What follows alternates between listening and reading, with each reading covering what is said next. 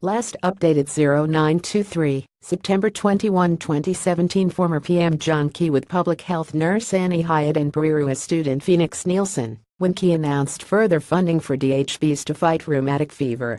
Heat spending has been a major issue over the course of the election campaign, but some health organizations say it should be part of a bigger picture effort to tackle poverty. Rheumatic fever prevention has been a big focus of the government's health strategy, with it having spent $65 million on a 5-year prevention program. However, the disease continues to disproportionately affect Māori and Pacific people.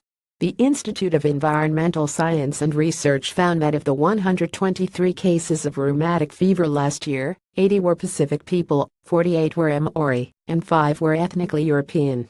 The Ministry of Health recorded 137 cases of rheumatic fever over the same time period.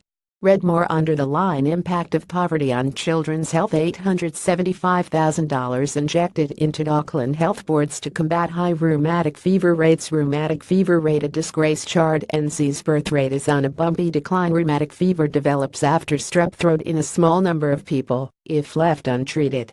Rheumatic fever is important, but we shouldn't be treating it as such a standalone problem, Nikki Turner said last year.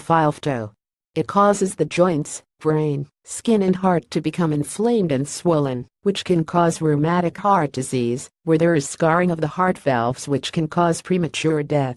The Ministry of Health said Māori and Pacific children and young adults, aged 4 to 19 years, have the highest rates of rheumatic fever, especially if they have other family members who have had rheumatic fever.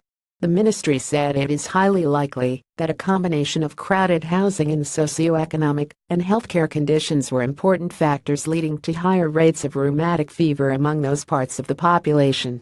Rheumatic fever is unevenly distributed in New Zealand, with most cases recorded in the North Island.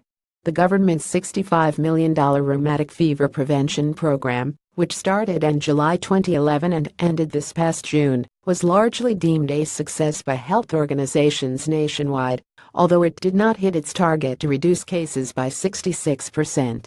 By December 2016, rheumatic cases in New Zealand had fallen by 23%, representing a drop from 177 cases in 2012 to 137 in 2016. However, Auckland and Waitemata DHBs saw little change in the rate of cases, and South Auckland still has the highest prevalence of the illness.